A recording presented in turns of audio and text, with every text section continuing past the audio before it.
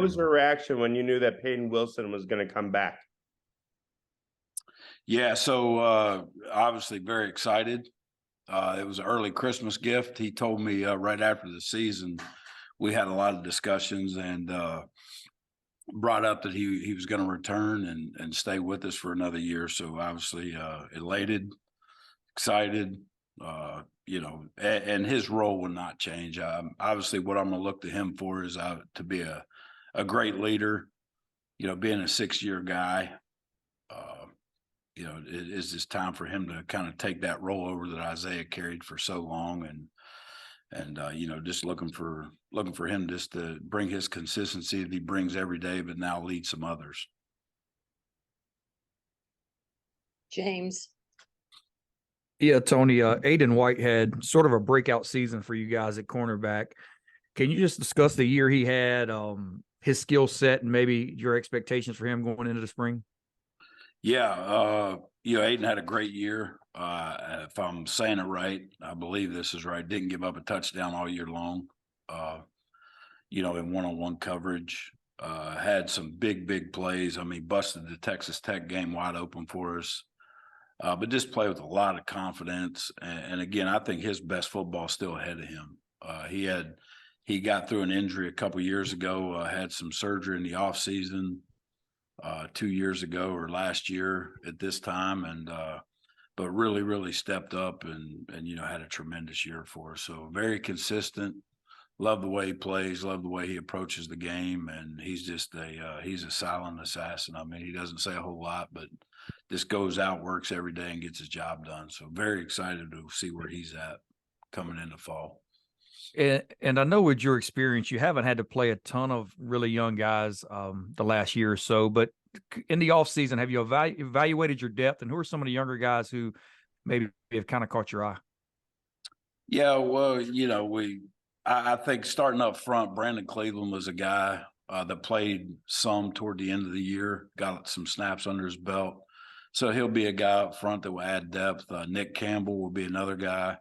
And then we have Red Hibbler and Noah Potter that are some new guys that we're counting on to come in and fill some holes in there on the D-line.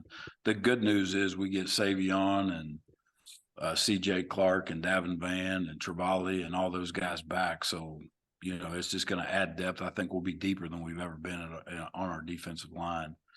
At linebacker-wise, Caden Fordham is a guy that's going to step up and battle for a job. Then we'll have we've got Kamel Bonner that is now with us, Dejon Thompson, Torrin Wright. So didn't bring any transfer guys in at that position. That's the one position we did not go out and get a transfer older guy. So, counting on them. Jordan Poole's another guy. And then you have Betty, you got Peyton, and you got Jalen Scott that have played a lot of games. Thanks, Tony. Yep. Todd. Yeah, Coach, you just talked about those guys, the linebackers. Obviously, you lost 2 great linebackers, but you do have some depth coming back and guys that have been around. They've bided their time. They've waited for their opportunity. And now here it is. And how refreshing is it? Because a lot of times kids don't wait that long. They transfer out. Yeah, it's and the 2 guys that obviously we're talking about the most here, Betty and Jalen Scott. Those kids have been tremendous for our football program. They've been great on special teams for us. They've started games. I mean, each of those guys probably have 8, 9 starts under their belt. So 2 years ago when we got hit with all the injury bug in our room at linebacker, those guys stepped up and obviously the results were good. So a lot of experience, with those first 3. And then again, a guy like Caden Fordham and Jordan Poole and Jalen Parker, guys that have been on special teams and doing a lot for our program that now have been in the system a few years. They understand it. And I'm excited about all our young guys as well. David. Hey, Tony. Speaking of young guys, Zach Myers is maybe someone who can contribute early. What are your initial thoughts about him? What have you seen that's impressed you? Yeah, the one thing I really like about Zach is you could tell he's a natural leader. The kid is not afraid to speak up as a freshman and say some things and, get guys going in the right direction. He's very athletic. Again, brings some needed depth to that secondary, and it's going to be a big spring for him. Moving forward, he's got to jump on some of the rest of the guys because he's here. He's going to go through 15 days of spring practice. Has an off season with Coach Thunder and his staff. So, excited about Zach. We really love the way he is and his attitude and just everything about him. He's a fit for us. I wanted to ask too, if you don't mind. I mean, you had such a successful season on defense though last year. Your name was thrown around a lot. I'm sure you got some head coaching offers or some interest. Is that something that is on your future goals, is to be a head coach somewhere? Yeah, I mean that's a goal. Anytime you're an assistant coach, a coordinator, you look for the opportunity to go lead your own program, and had a lot of things come on, thrown on my plate this off season, and just talking with my family and Coach Dorn and the guys that we have coming back and what we're building here. I'm not going to just leave here for anything. It's got to be something special to drag me out of Raleigh. And because if it wasn't special, I think I'd be going by myself. My wife loves it here, so that's going to be a hard sell. Matt, Yeah, I was curious. You coached against Robert and I a couple times since you've been coordinating at NC State. What's it like trying to prepare for his offense, and what are some of the challenges it was trying to prepare for him? Yeah, I got to know Robert really well in 2012. We were together at Arizona. Robert was our O-line coach.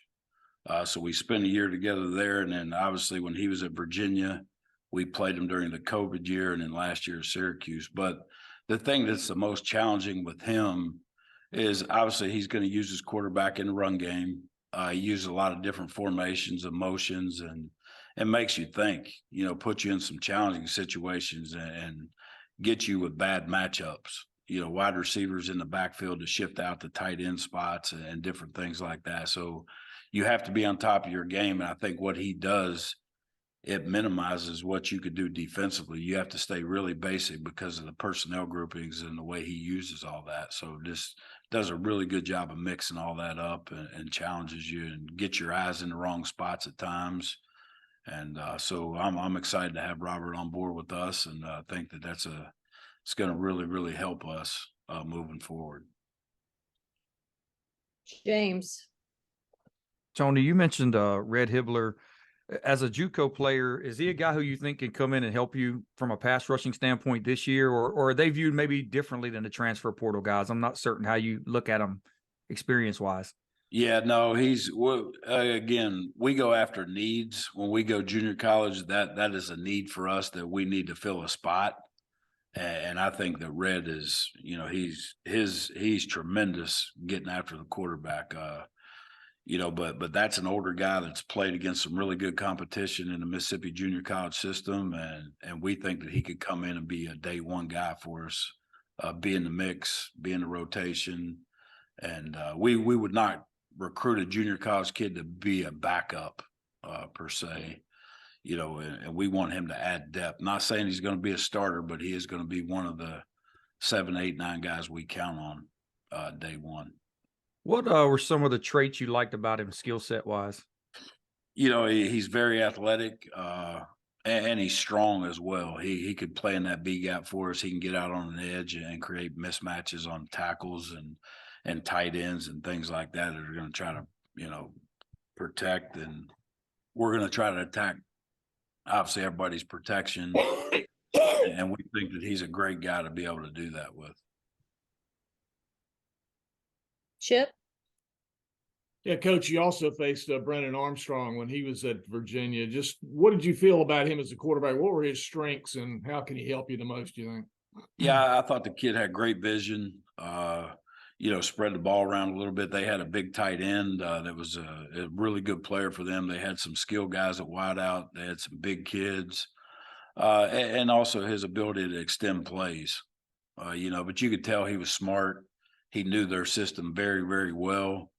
Unfortunately for them, and I guess fortunate for us, I hate to bring it up, but we all know how that ended for him the day we played in Charlottesville. Tanner Engel got him on the sideline, and I think we defended him for a quarter and a half, but going into that, he was obviously a guy that we worried about. And then, we didn't play him in the 21 season where he threw for almost 5,000 yards. So, but watched him on film, I've seen him on film a bunch, and I really like where Brendan's at. I mean, I think he brings great leadership and depth to that position. And, again, I think he's a natural leader and, really, really like the way he carries himself.